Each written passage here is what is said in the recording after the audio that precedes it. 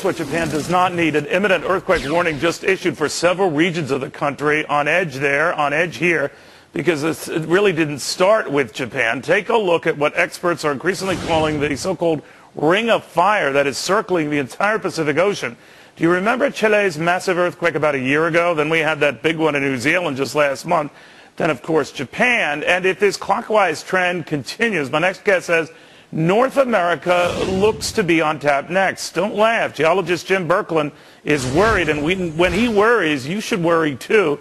Jim accurately predicted, get this, the 1989 so-called World Series earthquake 4 days before it shook the San Francisco Bay Area. And Jim says this month is of particular concern. Why, Jim?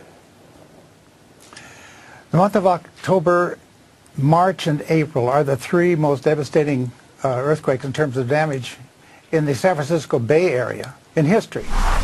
And we're having on the 19th of this month, not only the full moon, but within an hour, the closest approach to the moon until the year 2016.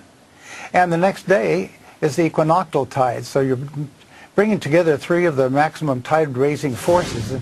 And we know about the ocean tides, but there's also an earth tide, and there's a tide in the groundwater. And all of these help to release sudden built-up strain and cause earthquakes. All right, but that would seem to imply that we could be looking at a very imminent event in the United States within the next week or two. Is that right? Yes, what I call a seismic window. This top seismic window in years is developing between the 19th and 26th of this month. And this was 7.0 monster, and it says geologists had warned about it. And a week earlier, they were talking about the tides, not to worry about the really high tides coming up. Well, I think there's worry here too. All right, so let me just understand. You're a genius. I'm not, so I just want to follow your fine brain on this. Not a genius. What you're saying is that there is a certain order to this, even though it doesn't appear like it. For a lot of folks, it just seems like random events. But you're saying that there is a process unfolding here. For California, California, Oregon, or whatever, what would that mean? What type of quake or disturbance or disruption would that be? Well, if it was one in the northwest, in the Cascadia Trench, like we had in 1700, that would be a 9-magnitude quake. I'm not predicting that. But I'm saying we've just had a massive fish kill. Maybe 1 million fish died in Redondo Beach. They had massive fish sweep in Mexico.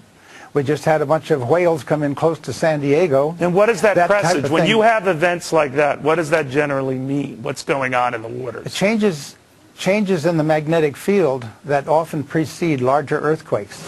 Most animals have the mineral magnetite in their bodies, including people, but it causes homing pigeons to enable them to get home. Just before big quakes, they often can't get home. There's a delay factor.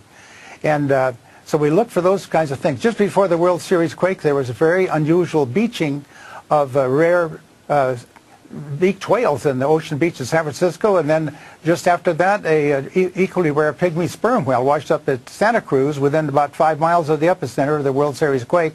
And that kind of beaching had never occurred before nor since.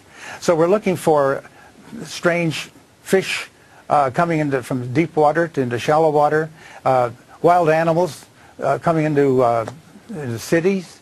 I used to just scoff at these kinds of things because I was a mainstream geologist until I found out that earthquakes were fitting a pattern. The big earthquake in the Indian Ocean followed the massive beachings of whales in Taiwan, not Taiwan, but New Zealand and Australia and Tasmania. And then within a couple of days, they had a 8.3 south of New Zealand, and then came the 9.1 in the Indian Ocean with a big tsunami on the very day of the full moon. Wow. The previous big quake and tsunami was in Alaska, was the 9.2 magnitude event on the day of the full moon on the 27th of March. All right, Jim, so bottom line, we have a lot to watch, and believe me, your track record compels us to watch it. Jim, thank you very much. I hope you're wrong, buddy. I really hope you're wrong, but your record seems to... Well, especially at this time. Right. All right, buddy. The world history, it's not good. All right, sir. Thank you very much. Jim Birkeland in San Francisco. He's a pretty good geologist.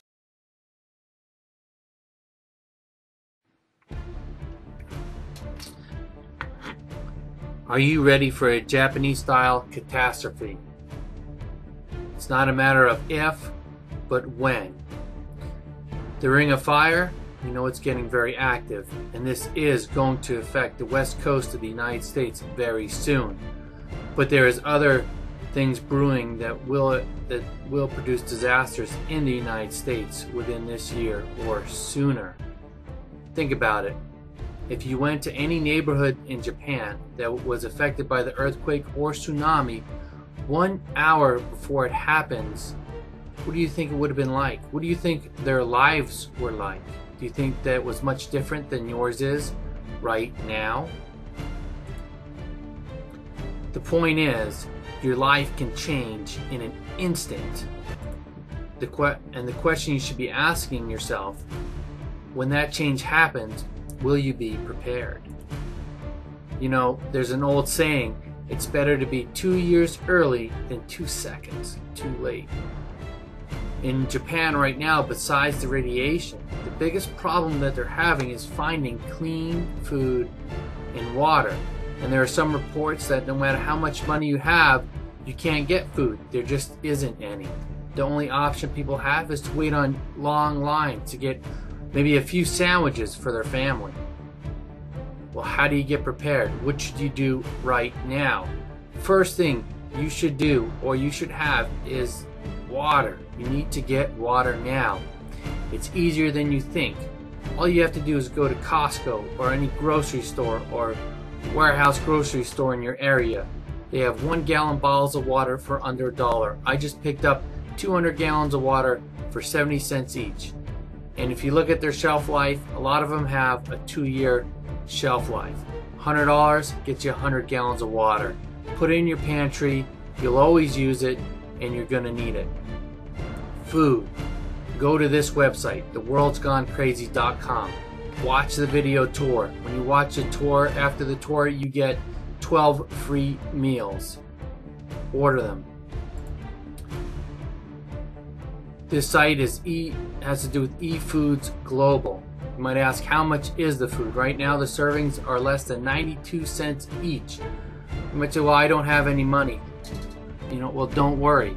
You can get tons of food for free. How?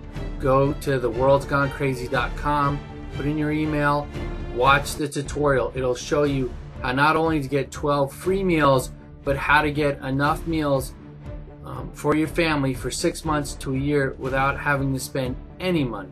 So watch the video. It's the least you can do for yourself and your family. Go to theworldsgonecrazy.com.